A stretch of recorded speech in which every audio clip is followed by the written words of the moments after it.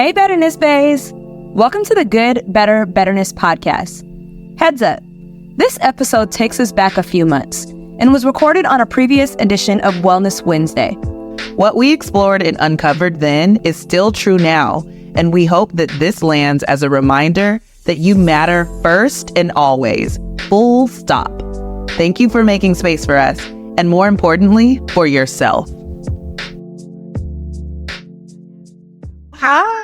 Oh, I gotta go up a little bit.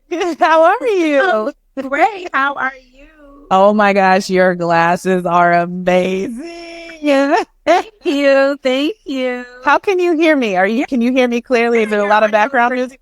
Oh, good. Okay. See, listen, these iPhone, you know what I mean? They do their thing, right? Yes, they work. All right. They do. Thank you for joining us. And is it Aquania? I didn't say that right. I knew it already. Aquania. Oh, yeah. Beautiful. That's beautiful. It's giving mermaid. It's giving like the little mermaid. Purpose of water, which is essential to life. Is that what it means? Yeah. So I'm like literally a fish, right? Like anytime I'm around, I'm from San Diego, so that's why I'm like, this is giving me something right now. So that makes sense. I love it. Yeah. Now, Ariel is popping because of Little Mermaid. So but you've been that mermaid, okay? You've been out here. I love that. Well, thank you for joining me, and I'm glad that you can hear me because I am literally in the lobby of a hotel room right now. But we appreciate you, Nadine, saying that we're beautiful. Yeah. You are too. Yes, I love it. I love that we get to cross-pollinate, right? You get exposure to our audience and we get exposure to yours because that's what it's all about. Mm-hmm. It's trying to find, like-minded women that we are trying to make sure understand the value of wealth, right? Because a lot of people think wealth is only money, but I'm excited about this conversation because even with your handle, right, the purpose of money, what does that mean and how does that tie into wellness? So we're going to get into all of that, but I want you to go ahead and introduce yourself and let everyone know where you are coming from. Awesome. So my name's Aquania Escarne, and I'm the creator and founder of The Purpose of Money. It is a platform that educates women on how to build wealth through life insurance and real estate investing. I focus on strategies that will help you level up your finances and really build wealth. I am a mom, a wife, an avid traveler, a sugar addict. Okay. I love the cheap treats. And I love to talk about wealth, money, and all things women. So this is a great opportunity to share some of that with you tonight. So thank you for having me. Of course. And yes, this is a perfect opportunity to talk through what does it look like to mesh those two worlds together.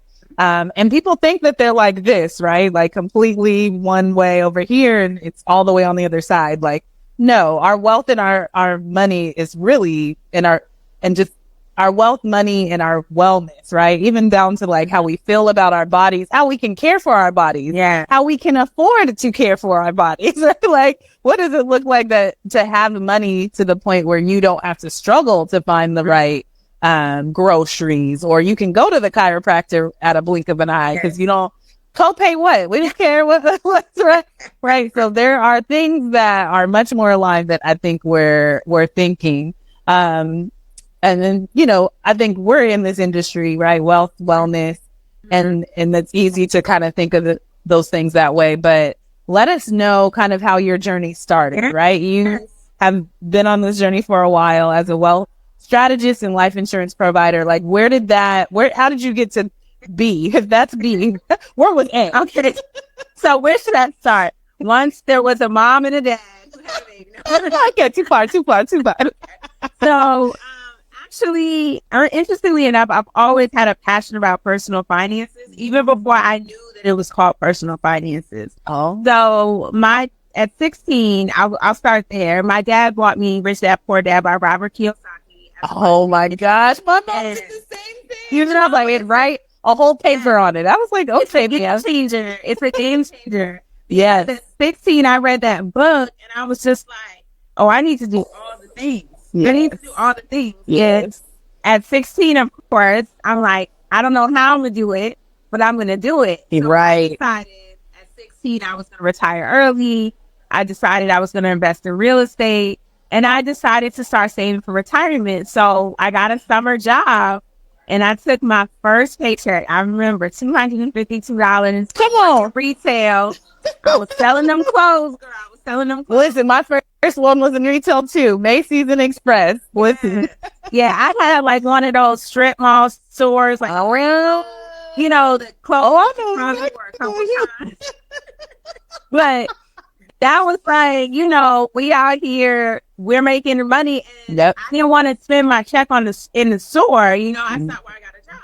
Yep. So I told my mom, I was like, I'm going to go to the bank and I'm going to open up a Roth individual retirement account because Robert Kiyosaki said, this is how you save tax-free dollars. So I went in the bank and I was like, look, I need to start saving for retirement. This is what I want to do. The lady was like, what? Like, who are you? This is at 16, girl? Wow. Yeah. So that is crazy. I wasn't playing. And so that's where my journey started because at 16, I did my summer job, but then I went back to high school. I was at boarding school and I went back to boarding school, but I babysat, I saved my change. Before there was a acorns and a digit, I was saving my coins. And so I couldn't always make contributions to the retirement account, but I would make at least one contribution a year. And sometimes it would be my coins, all the coins that I saved from the year. And so when people try to tell me like, I don't have money to save, they're never going to retire. I'm like, I used to roll my pennies. Like, I don't know what you're talking about. And I started small. You know, when I got to college, I worked 2 jobs, and was a full-time student. But I would try to save $25 a month, you know, or like whatever I can put towards my future. And then when I got a job, I was like, no excuses. We going all in. So I've definitely been saving for retirement from a really young age. But that first book sparked the idea. And I would say fast forward 2016, my family and I, we were living in Dubai for 3 years and then moved back to the US in 2015. And I read an article. That said Americans don't have $500 saved for an emergency.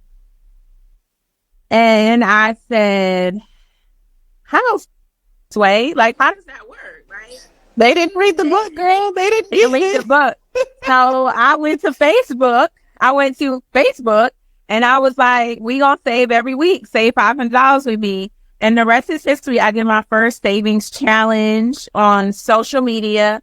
People were like, oh, you're pretty good at this. And I was starting to have fun. And then I turned it into freelance writing. And then I turned that into, oh, you should get licensed for life insurance. And then I turned that into real estate investors. So like it all started with the spark. So that's what I would say.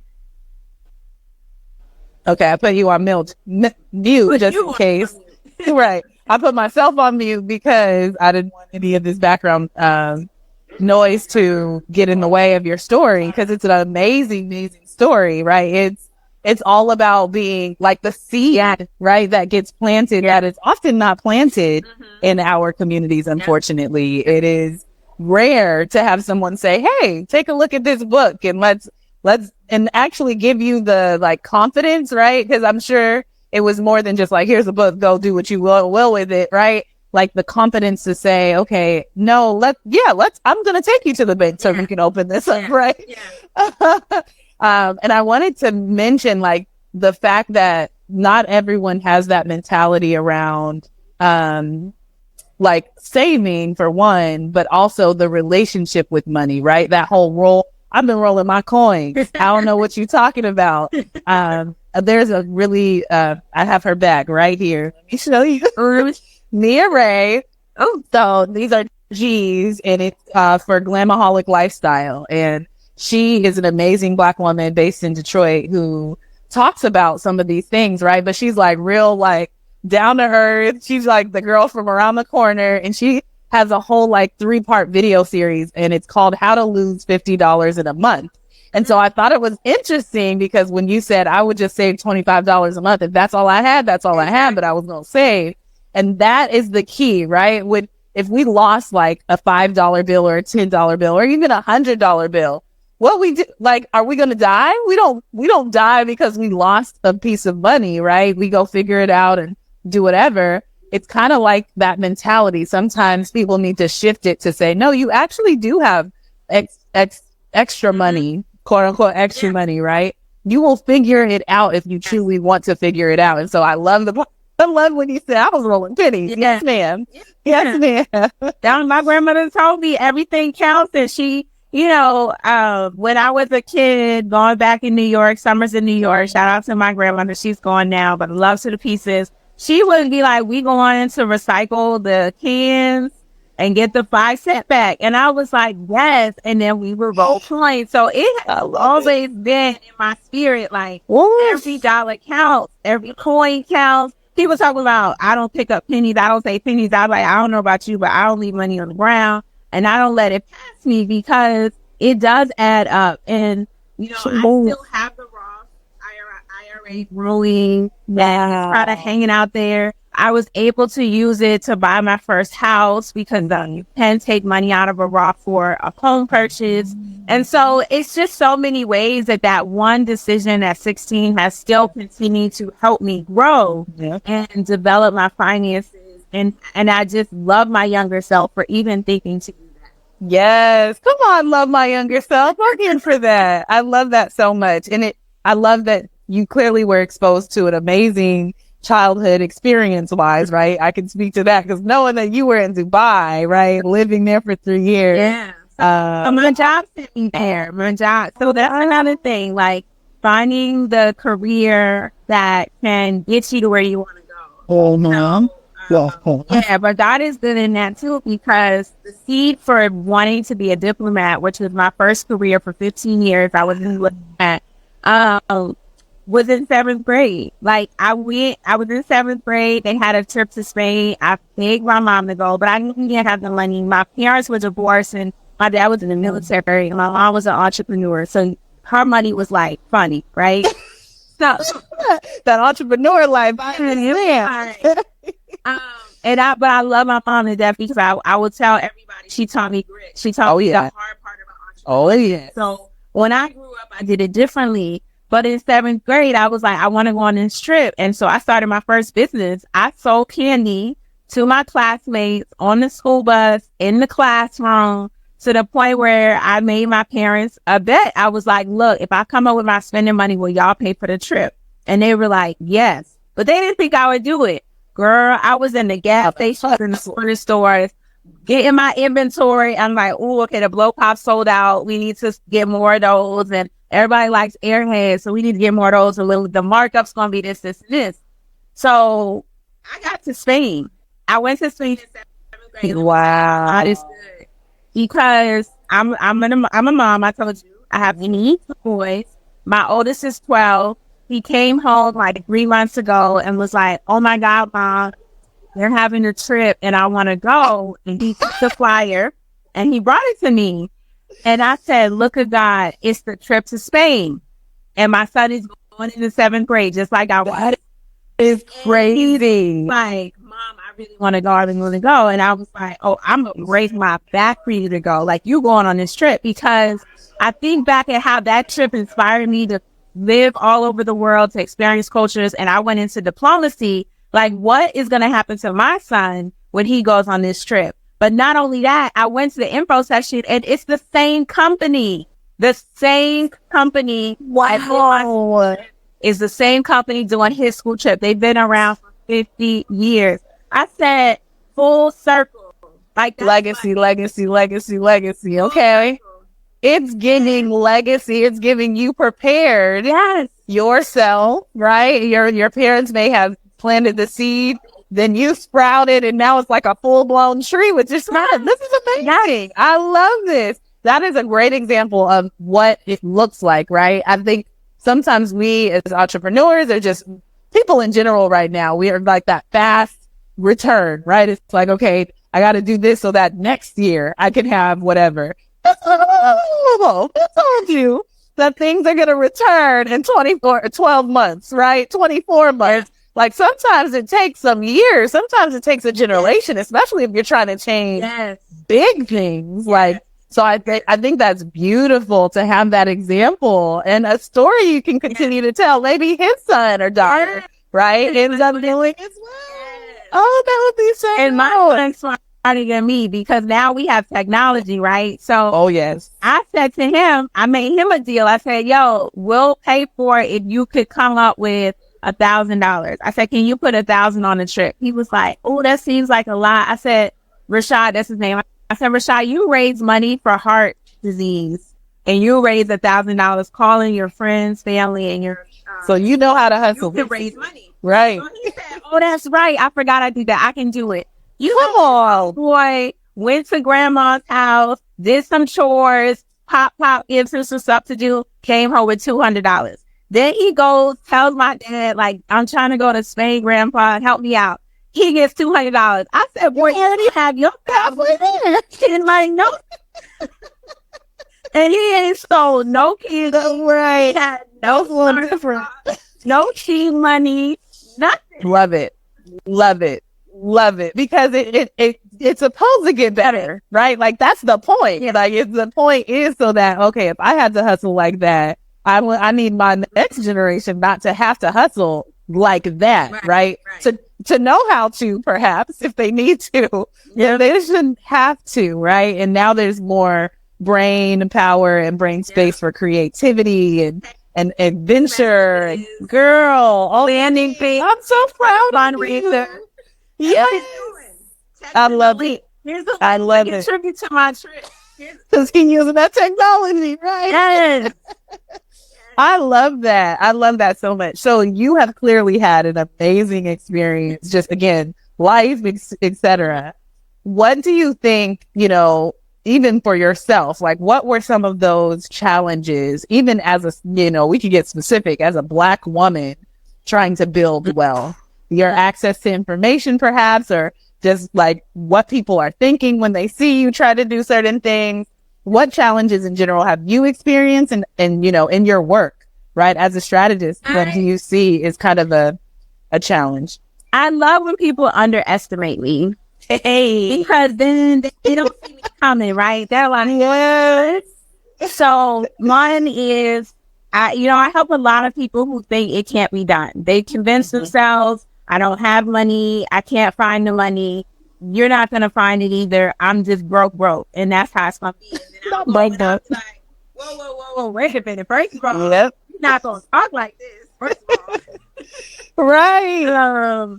But then I find the money or I help them really focus on what the real issues are, right? So sometimes the challenge is hearing the truth. And I'm so frank and honest. Like, I don't have time to be sugarcoating. Sometimes you need to make more money. I be like, look, you trying to live this life and you trying to like do these things. The math ain't mathing. You need to make more money. And I'm not even saying, like, some of my clients, they're not trying to have luxury vacations. They're trying to eat. They're trying to feed their kids. They're trying to do some activities for their kids so that they're not in the street. They're trying to do essentials and they're not making it work. And I'm like, well, have we looked at building our skills, getting more education? Mm-hmm. Have we looked at freelancing, side hustles? Have we looked at applying for part-time work to do what you do for somebody else from 9 to 5?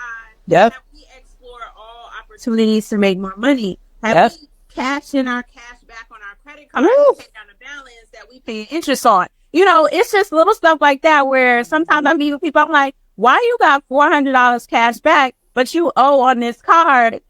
Cash back could be applied to your balance, right? And like, you just pay on interest because you want to pay interest at this point. Fun, right?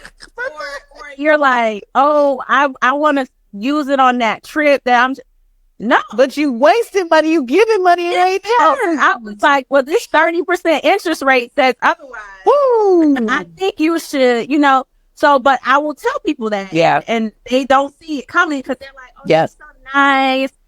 She's super sweet. And then I'm like, no, we're going to be realist about this situation, right? We got to get you out of this situation. Right, and right. I'm so glad I see the outcome, though, because I have clients who are single moms who were like struggling, and then they applied for that job. They're like, you know what? I've done my time. I got my experience. Now it's time for me to use that to get more money and leverage my retirement benefits and do that and other. But that's my biggest thing is people underestimate me, and then they don't see me coming. So, when I announced like, oh, I'm a hotel owner in 2020, people were like, hotel who? Like, what you mean? And I'm like, oh, like a Hilton where you go stay and you get your room key and you check in. Yeah, I own one of those. Like making it clear. Wow. Like somebody can actually do that. It's not Mr. Hilton who owns. Right. So then you have to explain. I'm like, yeah. And I brought in my family member and, some other people. So it's 6 women. Like we just holding it down. And they're like, what? So you gotta, so that's been a thing too is, wow. I have to repeat my story, which I don't mind because I want it to really resonate. And the first time it don't always hit because they be like, I don't understand. I thought all hotels were owned by the corporate location. No, right. Corporate has franchises. Yes. Are owned by investors. Yeah. Or just a lot of miseducation out there. I sell life insurance. And somebody will tell me, well, Dave Ramsey said, and I'm like, stop. Oh, stop right there, actually. Stop right there. Okay.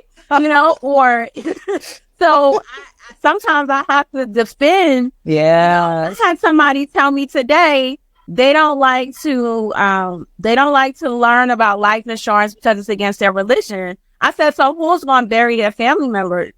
Like when they pass away, who paying? Never heard that one. That's a new one. So I was like, what? And I said, on what basis?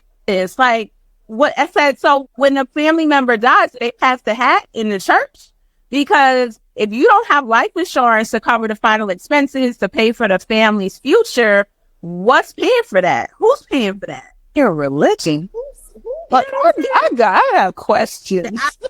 I said, but unfortunately, it wasn't the source, right? Because if it was the person, I'd be like, but I heard somebody said it to me like, oh, yeah, you don't believe that these people have said to me about life insurance. And like somebody said to me, they don't believe in it because it's against their religion. I said, what religion is that? Yeah, I need to look that up. Tell me what scripture? Yeah, I would like to know. I said, because in the Bible, it says you're supposed to leave a legacy for your children's children's children. Yeah. So if God is saying to leave a legacy, who's telling you not to get insurance? That part. And like you said, are we passing the plate? Yeah.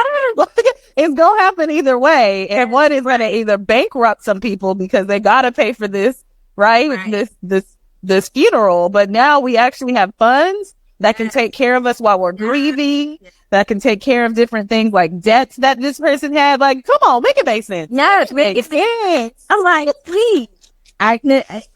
They couldn't explain it to me either. It was like, I don't get it. Yeah, that is crazy. And I want to make sure to note really quick, because you said Dave Ramsey, and there's already a full stop on that. This whole save your coffee money so you can live whatever life. I think a key piece that's different from the way you look at money and as being a strategist is even the pivot from thinking you need to make more, right? Most people are like, what can I give up to then have the life of my dreams? That's not the kid. That's not it, y'all. That's not it. And our book in the We Are Wealthy season, because our box comes with the book every single season. And this season, it's How to Be a Millionaire by Rachel Rogers. I love that book. It's so good. And you already know. It talks, especially in the beginning, about this mindset that we have to penny pinch to make it in life. Like, we got to hold on to everything. And it's not like that. It is actually, what can we do, to your point? Do you need to go get this second job? Do you need to go apply for this promotion finally? Do you need to use the rewards cash that's on your credit card, right? All these different things. And so I think it's amazing that you as a strategist already have that. And that's what you're coaching your clients and helping your clients do. That's so important. Yeah, there's a huge difference between a broke mindset and a rich mindset. That part. Right? Like, if I gave you, hey, in order to work with me, it's going to cost $500. The broke mindset person would be like, oh, I can't afford that. Let me just walk away now. The rich mindset would be, how can I afford that? Yes. Okay, are we going to sell some of this Gucci I'm not wearing? Are we going to hold back on eating out this month so we can work with her? Like, what are we going to do to make this happen? And so I always have to tell people, I'm like, how am I going to do this mindset? I'm like, I got big dreams. God always told me, pray big, dream big. We all make it happen. And so you're not about to tell me, or I'm not even going to tell myself I can't afford. I might not do it at the moment because it's not a wise financial decision in that Right. time. Right. But you better believe as soon as a thought hits my mind, I'm going to figure it out, right? Yes. Make the plan. Yep. Plan. Like June of 2020, I heard and learned, oh, you could be a hotel owner.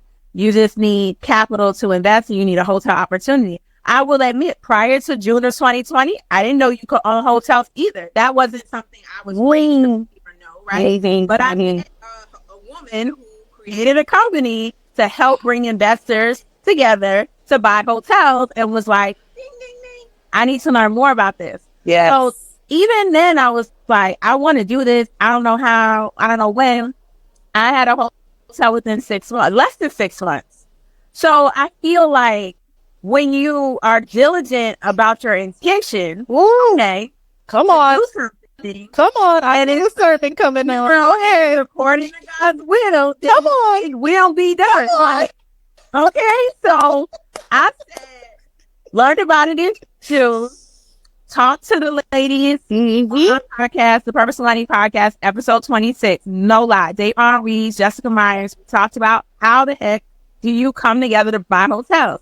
That episode comes out in September. They send an email about a Hilton Home to Suites opportunity.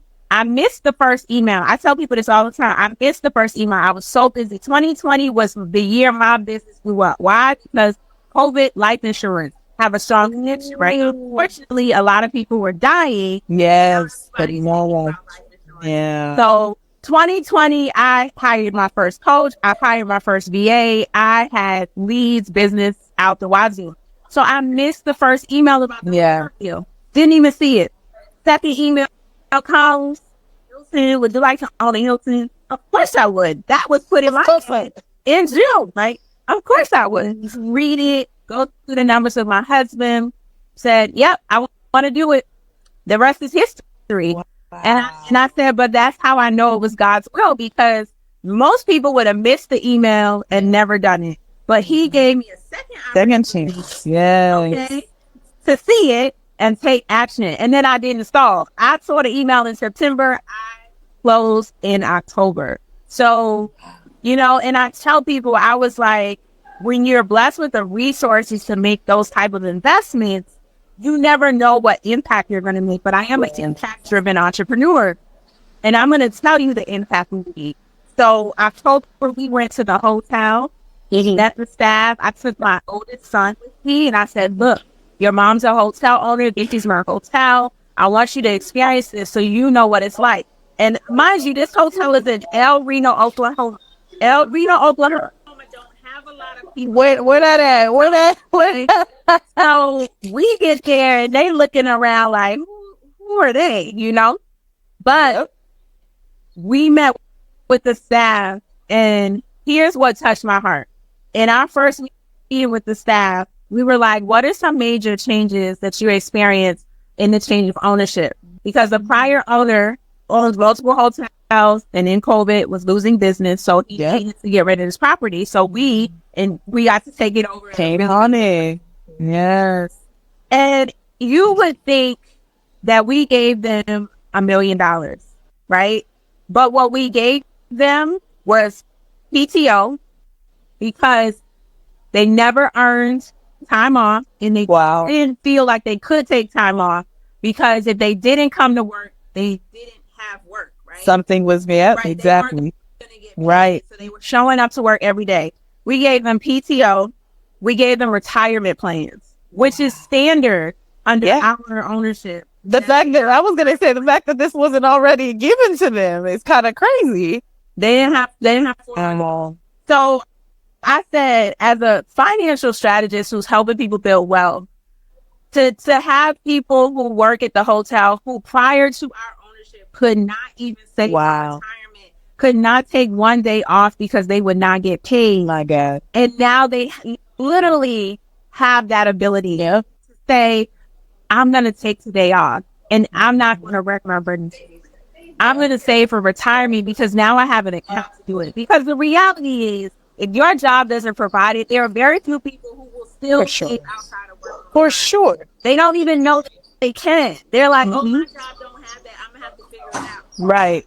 And never do. And never. That's the part. So I was just like, so literally that brought me to tears. When I heard that, I got really emotional because it was like, we're helping people live better lives because you're able to save for your future. You are not a burden to your children. You are able to provide that legacy. And you'll get to take time off. Like, right. It's a win-win, everybody. It's like, hallelujah. And it's an integrity thing for you, right? Like you said, you can't be out here coaching people on how to do this, but then the businesses that you own and the people that you hire don't have access to the equity, right? The financial equity that actually would produce that. So it makes so much sense. And not all business owners operate that way, right? Business owners have to say, oh yes, I believe this and I also practice it. Right. It's the practice and the belief. We need both. We need both. Yeah. That's amazing. I'm really, really, really proud of you. This is amazing. I can't wait because I'm about to own a Hilton. I'm saying, I don't know if it's 2023 or 2024, but it's happening. I've been wanting to open a boutique hotel for a long time, but I would love the opportunity to do like a co-investment, right? And that way I could learn the business even more. And now I do Airbnbs. And so I want to talk about rental properties and what that has looked like for you. I know, girl, it's a lot, especially that property management.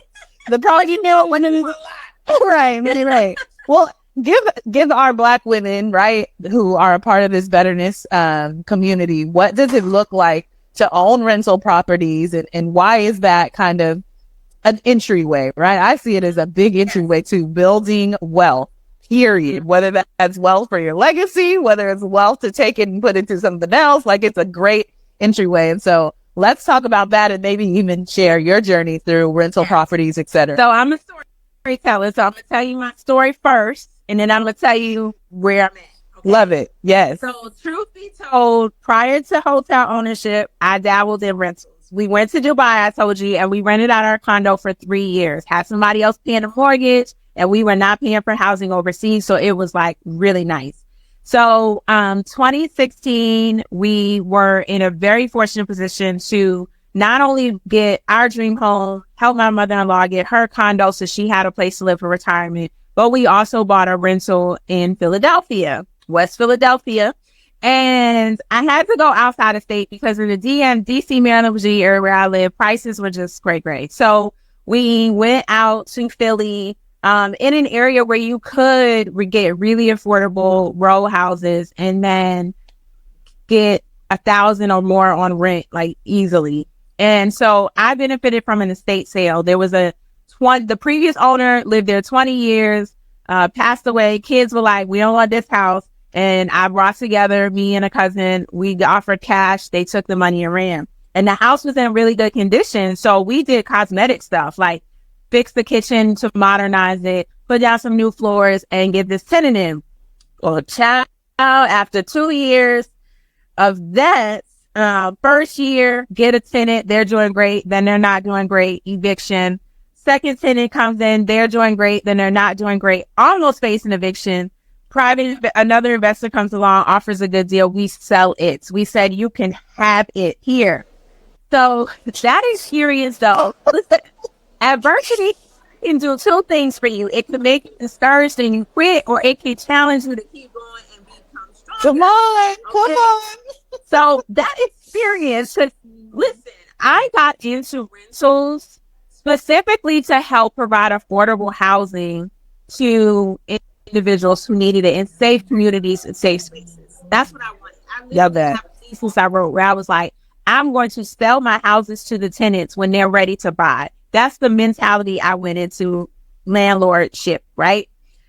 So when you have to evict someone, it takes something out of you because it is so contrary to what you intended, what your spirit really wanted to do. But you have to, because my dad told me, he was like, if you can't evict your mama, you shouldn't be a landlord. because they not paying the rent and you still got bills to pay. So you have to be strong. It's a business. Right. At the end of the day, it's a business. Oh, that's good, girl. That needs to be the title of a book. Somebody needs to write that. Right. And it ain't my fault. It's Christmas and you chose to put gifts on the no ma'am to pay me. No ma'am. No, or whatever. So I had to have a moment with Jesus, right? And I know because I read Robert Kiyosaki at 16 that real estate is the way, but I need another way because this rental stuff and these evictions, it's not aligned with my spirit. So that's when I started seeking. I started praying and seeking on how else can I be in real estate and not have to deal with toilets and tenants. Literally, that is. I love it. Toilets, because no toilets, toilets. I love it. That's where first a coworker comes up to me and she's like, "Oh, girl, I do apartment syndications outside of work." I said, "What's that?" She said, "Oh, like the big apartment subdivisions with a lot of the individual units and somebody's managing it. Those are owned by investors. I find those. I find investors. I buy them and I manage it." I said, "What? You could do that?" I said, "In your part-time?" She said, "Yes." I said, "Tell me more." So she starts telling me about their deal and the first one they had. So then I was like, "Ooh, that's real estate, but that's not." I'm a landlord in the sense like I own apartments, but I'm not dealing with individuals because you have a property manager that deals with individuals. There we go. You are passively investing your dollars into a deal. So I was like, "Oh, that's a way." And then literally 3 months later, I learned about hotels. In 2020, though, no lie, there were no deals. Like apartment syndications were hard to find. It was like everybody's looking and the pricing was way, way too high. So God sent me a hotel first. But a year later, in July of 2021, I closed on my first apartment syndication, 354 units in Florida. Sorry, whoa. Whoa.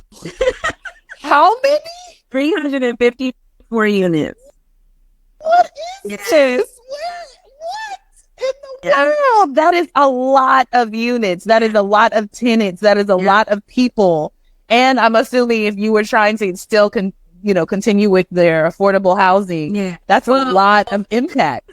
I mean, as much as it possibly can. We next to Universal Studios now. Yeah, it got to be another one, girl. It got to be another one. That's too touristy. We're providing benefits and amenities to this. This is not necessarily the same caliber of housing. However, it's a way for me to be in real estate, invest capital. Yes. It's dividends. Don't do toilets and tenants. It's perfect. And I love it. Is that another book that you're going to write? The toilets and tenants? We don't do toilets and tenants. Because sis, this property management is killing me. Like, I'm literally like, let me out. Let me out. I have one of my properties is a 4-bedroom, 2-bathroom house. And I put it on as one of those short-term rental. But like that turnover and people showing up with 20 people versus the 10 that should be in that house. Nobody got time. I am not going to call you.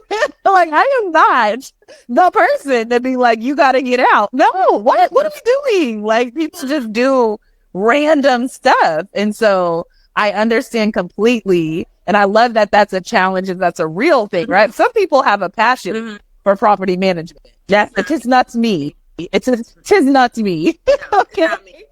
And so I love the fact that, like you said, there's so many different ways to be involved in real estate. And I want you to say what you said earlier about, adversity can do one of two things. Yes. What is it? Discourage you or encourage you. That part. That's what it did for me. I was like, let me find a better way. Because we know that this works. That's the thing. People got to feel, sometimes they're like, oh, this doesn't work because it didn't work for me. No, millions of people have made millionaire status with real estate. It works. It's just how you go about it. And there's ways, and I've had people tell me, well, you're doing it the slow way because you're passively investing. And if you were the landlord, you'd have more cash flow. I said, I'm not trying to get anywhere too fast. I'm fine right here. And you already know what it looks like. Like, you tried the other part and you're like, oh, that's not for me. That's what's important, to know what is for you and what is not for you, what you can handle and hold, right, throughout the year. Does it make sense for you to spend X amount of hours every week trying to work with these tenants and toilets?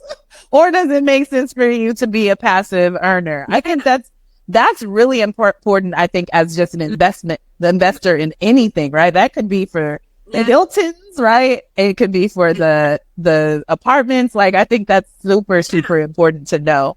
And for sure. To be the same, I don't want to say price exactly because there are different costs involved, but a down payment on a rental is pretty much the initial payment to get into a hotel syndication, apartment syndication, business syndication. So when you're investing in a specific business, so I'm like, if I'm gonna spend the same amount of money, I might give myself less headache. Like, why would I, Woo, that's a gem. That's a gem right there. Because I don't think, again, it's a knowledge thing. People don't understand that it is the same amount of money. It's about the same amount of money for both. You get to choose what it looks like to invest in and which parts work for you and which parts don't. Like, which one makes sense.